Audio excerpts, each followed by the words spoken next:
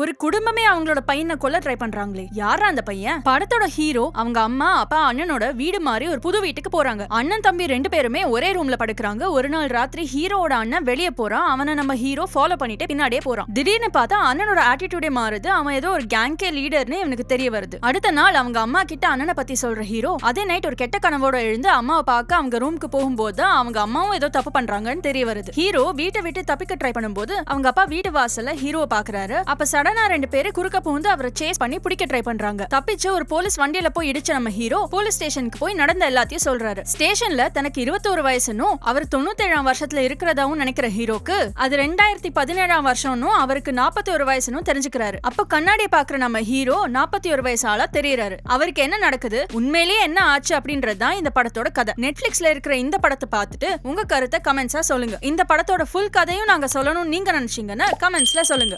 Okay, பாய்.